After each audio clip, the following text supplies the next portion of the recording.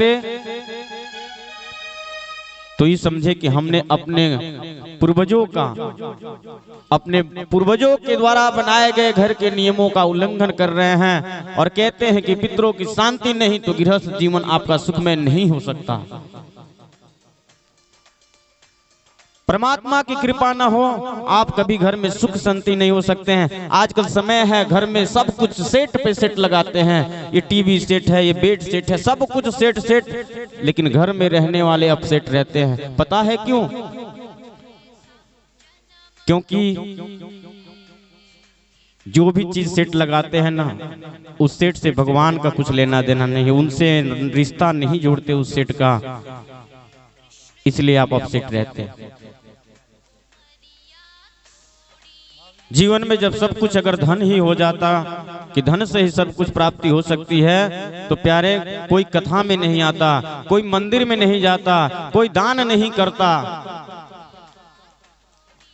क्योंकि सबको पता है कि जब तक हम सत्कर्म नहीं करेंगे यह धन दौलत ऐश्वर्य सब कुछ मिथ्या है, सब कुछ बेकार है। इसलिए हमें तो बस एक ही चीज चाहिए कि प्रभु रीझे मुझ पे, और रीझने का साधन सिर्फ यही है, 24 घंटे नहीं, मात्र जो भी समय निकले भगवान के चरण में बैठ जाएं, भगवान का कथा सुन लें, भगवान का भजन कर लें, भगवान का गुणगान कर लें। इससे बड़ा कुछ साधन है नहीं।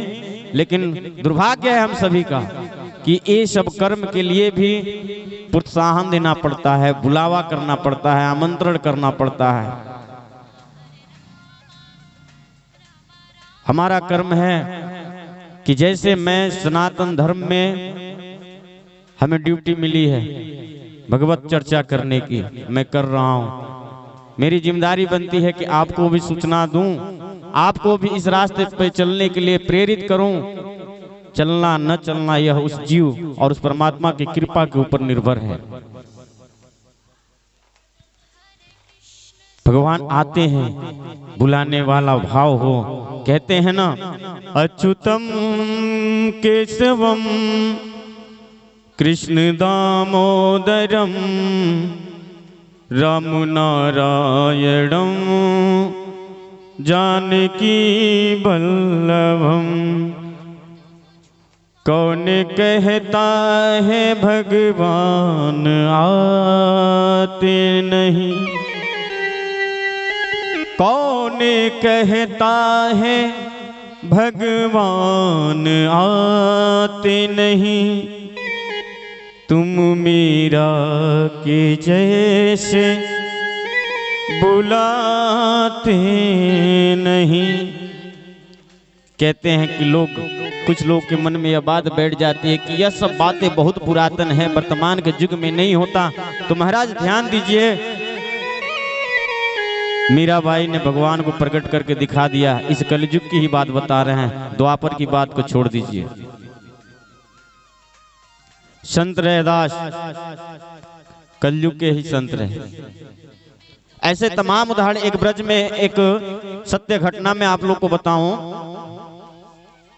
कि कुछ लोग जापान से आए बिहारी जी का दर्शन करने के लिए,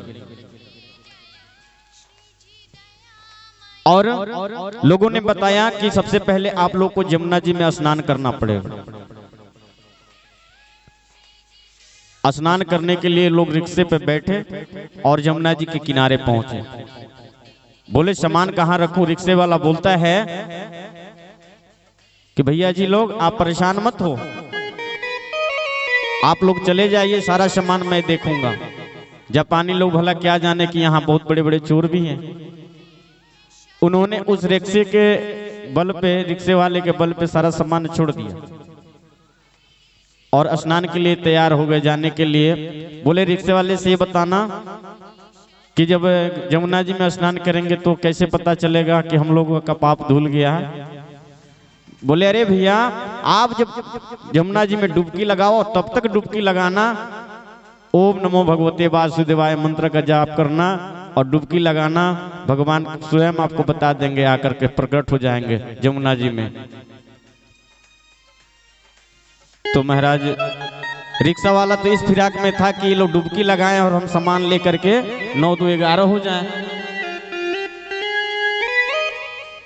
अब ये जो जापान वाले लोग भैया लोग थे, भक्त लोग थे, ये रिक्शे वाले की बात सुन करके और अंदर धारण करके गंगा जी जमुना जी में डुबकी लगाए और कुछ देर तक लगाए रखे तो देखते हैं कि मेरे बंसी वाले उन लोगों के सामने जमुना जी में ही दर्शन दे रहे हैं और इधर चोर जो है उन लोगों का सामान लेकर के चला गया। फर्क नहीं पड़ता। महाराज बाहर निकले, बोले कि जिस वृंदावन में एक चोर के कहने पे, एक चोर के उपदेश से परमात्मा का दर्शन हो सकता है, यहाँ सामान की तो कोई बात ही नहीं है। महाराज वो लोग कभी जापान गए ही नहीं। पगला बाबा का नाम सबने सुना होगा, जो जज थे। बिहारी जी की कृपा हुई और आज तक पगला बाबा के नाम से पूरी दुनिया जानती है। तो महाराज रिझाने की बात है, युग कोई भी हो, युगांतर हो, युग हो, सब परमात्मा की बनाई गई है, लेकिन ईश्वर सब में है, हर समय हर क्षण सबके साथ हैं। आप जो कुछ भी कर रहे हो परमात्मा की प्रेरणा से कर रहे हो। आज कथा में आकर के बैठ रहे हो, उसमें भी परमात्मा की कृपा है। बस आपको एक ही चीज लगाना है कि उनके साथ घर में रहो, बाहर रहो, कथा में रहो, भजन में रहो, सत्संग में रहो, लेकिन परमात्मा से जुड़ करके भाव से सदैव रहो, आपके ऊपर भी कृपा बरसेगी। यह बिल्कुल सत्य है। आइए सभी लोग भजन करते हैं, भगवान को रिझाने का प्रयास करते हैं।